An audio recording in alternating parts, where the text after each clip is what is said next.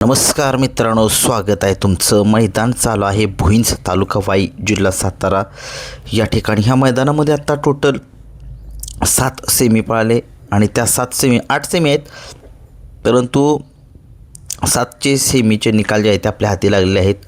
सुरुवात करूया सेमी 1 पासून. सेमी 1 मध्ये सुंदर अशी गाडी पळाली. तास क्रमांक 3 वरून धावलेली गाडी. या बैलगाडा शर्यत क्षेत्रामध्ये दोन्ही नंदी सतत गुलालाचे वेताज बादशाह आहेत आणि एक चांगला पहिरा आज जुळून आला होता.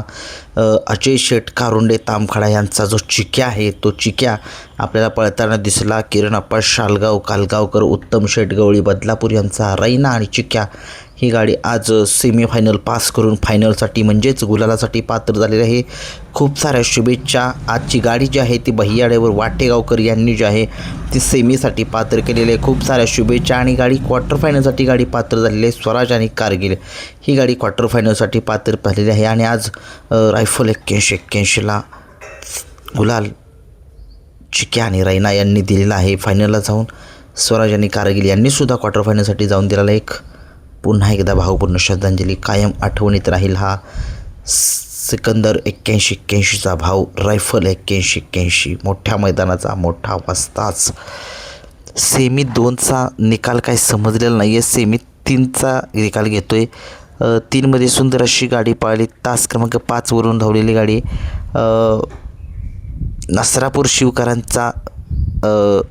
नसरापूरकरांचा शिव पळाला आणि भाकरवाडीचा खंड्या पळाला. ही गाडी जी फायनलसाठी पात्र झालेली आहे.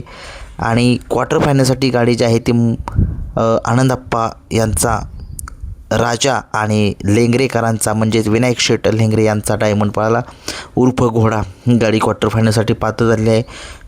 खूप साऱ्या शुभेच्छा या दोन्ही गाड्यांना. आजच्या मैदानामध्ये गट सेमी क्रमांक 4चा निकाल आहे. 4चा निकालमध्ये सुंदर अशी गाडी पळाली.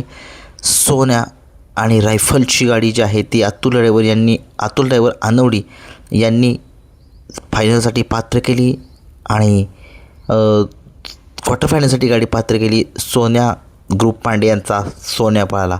सुंदर अशी गाडी जी आहे ती फायनलसाठी म्हणजेच गुलालासाठी पात्र. आजच्या मैदानामध्ये गट सेमी फायनल 5चा निकाल. 5मध्ये सुंदर अशी लढत झाली. मोराळे मायनीकरांचा सम्राट आणि त्याच्यासोबत कुमठेकरांचा वजीर ही जोडी चांगल्या जुळ पैरा आला. आणि काय पैरा, टॉपचा पैरा जुळला आहे. सगळ्या महाराष्ट्राला माहीत आहे कुमठेकरांचा वजीर जो आहे सतत कुठलाही पैरा असू दे त्याच्यासोबत तो कायम फायनलमध्ये असतोच. आणि मोराळे मायनीकरांचा सम्राट हा सुद्धा असतो. दोन्ही नंदी आज चांगली जोडी पळाली. आज बहुतेक ही जोडी फायनलमध्ये चांगली कामगिरी करेल. बघूया काय होते. आणि गाडी क्वार्टर फायनलसाठी उतरली. या बैलगाडा शर्यत क्षेत्रामध्ये ज्या बैलाने संबंध महाराष्ट्रामध्ये महान भारत केसरीचा किताब मिळवला, सप्तहिंद केसरीचा बहुमान असलेला असा सुभाष ताता मांगडे यांचा सप्तहिंद के सुंदर उर्फ बॉस पळाला. आणि त्या बॉससोबत पळाला किन्हीकरांचा रायबा.